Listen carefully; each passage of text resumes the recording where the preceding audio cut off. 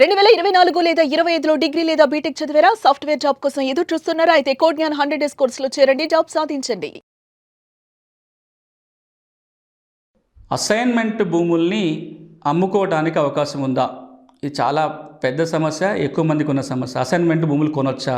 మేము కొన్నాము, దానికి పట్టాలు వస్తాయా? ఇట్లాంటి ప్రశ్నలు ప్రతి ఊళ్ళో ఉన్నాయి. అసలు చట్టం ఏమంటుంది?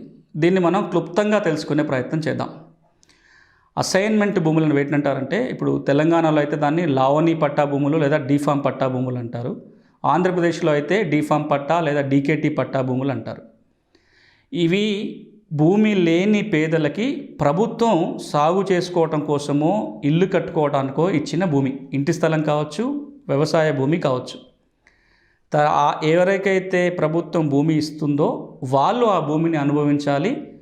తరతరాలుగా అంటే వారసత్వంగా వాళ్ళ పిల్లలకి ఆ భూమి చేతులు మారుతూ పోవాలి తప్ప మరే విధంగా ఆ భూమిని ఇతరులకి బదలాయింపు చేయడానికి, ట్రాన్స్ఫర్ లేదా అమ్మటానికి వీలు లేదు. అమ్మటం మాత్రమే కాదు, దానం ఇవ్వడానికి వీలు లేదు, కౌలుకి ఇవ్వడానికి వీలు లేదు, ఇంకే విధంగా కానీ ఆ భూమిని ఇతరులకి ఇవ్వడానికి వీలు లేదు అని ఒక చట్టం వచ్చింది. ఆ చట్టం 1977లో వచ్చింది. ఆ చట్టాన్నే పిఓటి చట్టం అని 9/77 చట్టం అంటారు. అసైన్మెంట్ భూముల బదలాయింపు నిషేధ చట్టం 1977. ఈ చట్ట ప్రకారం అసైన్మెంట్ భూముల్ని అమ్మటం చెల్లదు. అమ్మినా ఆమె కొనుక్కున్న వ్యక్తికి హక్కులు రావు. ఇక అట్లా కొనుగోలు చేయటం నేరం కూడా.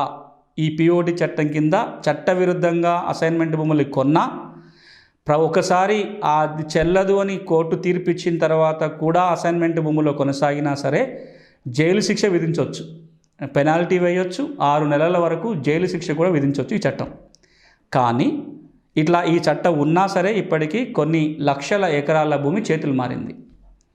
ఎన్నో కోర్టు తీర్పులు వచ్చినాయి ఈ అసైన్మెంట్ భూములకు సంబంధించి. వాటిని మరింత లోతుగా వెళ్లకుండా ఒక్క విషయాన్ని మీకు ఇప్పుడు వివరించే ప్రయత్నం చేస్తా. కొన్ని రకాల అసైన్మెంట్ భూముల్ని అమ్మకాలు కొనుగోలు చేయడానికి వీలవుతుంది.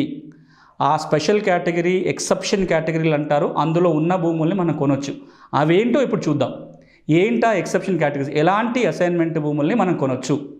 1, తెలంగాణ అయినా ఆంధ్రప్రదేశ్ అయినా ప్రభుత్వం ఇచ్చే పట్టాలో కనుక ఈ భూమి అమ్మకూడదు అనే నియమం పెట్టకుంటే, అలాంటి అమ్మకూడదు నియమం పెట్టకుండానే పట్టా ఇస్తే అలాంటి అసైన్మెంట్ భూములను ఎప్పుడైనా అమ్ముకోవచ్చు. అట్లా ఇచ్చేవాళ్ళ ఎప్పుడన్నా చూస్తే కనుక ఆంధ్రప్రదేశ్లో అయితే 1954 వరకు, తెలంగాణలో 1958 వరకు కూడా అమ్మొద్దు అనే నియమం లేకుండానే పట్టాలు ఇచ్చారు. దాని అర్థం ఏంటి? ఆంధ్రప్రదేశ్లో అయితే 1954 వరకు ఇచ్చిన అసైన్మెంట్ భూములు, తెలంగాణలో అయితే 1958 వరకు ఇచ్చిన అసైన్మెంట్ భూములు అమ్ముకోవచ్చు. అలాంటి భూములు కొనడం, అమ్మడం చట్టబద్ధమే, చెల్లుతుంది. ఇది మొదటి కేటగిరీ. ఇక రెండో కేటగిరీ ఏంటంటే 1977లో ఎప్పుడైతే చట్టం వచ్చిందో ఆ చట్టం రావటానికంటే ముందు ఎవరైనా భూమి లేని పేద వ్యక్తి అసైన్మెంట్ భూములు కొన్నట్లయితే ఈ చట్టం వాళ్ళకి వర్తించదు. ఆ భూమి మీద వాళ్ళకి హక్కులు వస్తాయి. ఎవరు ఈ భూమి లేని నిరుపేద?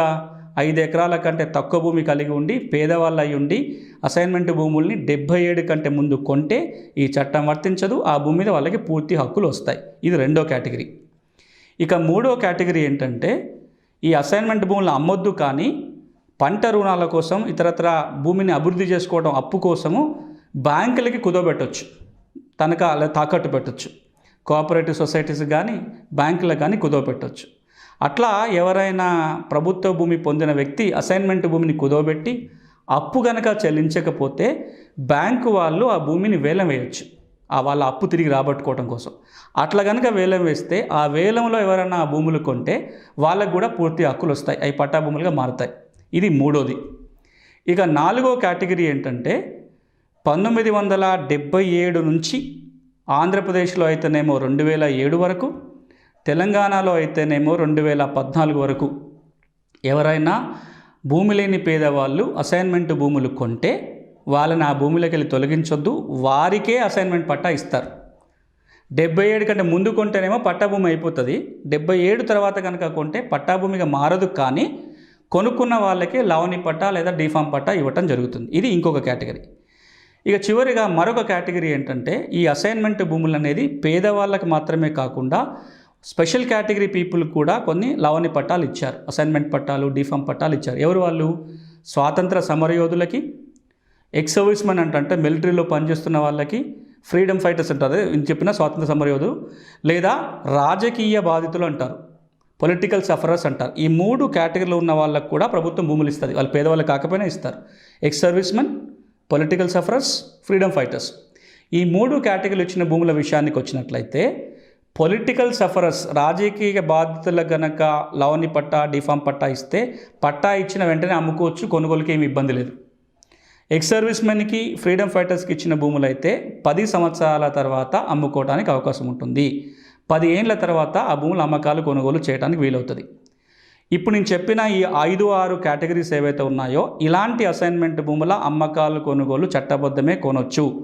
కానీ ఒక్కటి మనం చూడాల్సింది ఏంటంటే ఈ స్పెషల్ కేటగిరీ, ఎక్సెప్షన్ కేటగిరీ ఉన్న భూములు ఏమైనా నిషేధిత జాబితాలో ఉన్నాయా లేదా చూడాలి. ఒకవేళ గనక ఈ భూములు నిషేధిత జాబితాలో ఉంటే ముందు ఆ జాబితా నుంచి తొలగించుకోవాలి.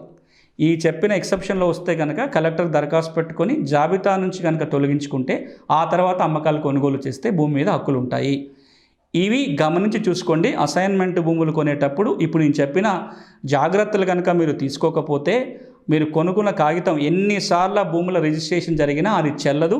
ప్రభుత్వం ఆ భూమి తిరిగి తీసుకోవడానికి లేదా ఆ భూమిని తిరిగి మొదట ఎవరికైతే ఇచ్చారో అసైని అతనికి అప్పచెప్పడానికి అవకాశం ఉంటుంది. కాబట్టి భూములు కొనేటప్పుడు అది అసైన్మెంట్ భూమి అవునా కాదా చూసుకోండి. ఎక్సెప్షన్ కేటగిరీలో లేకపోతే మీరు కొంటే ఇబ్బందులు పడతారు.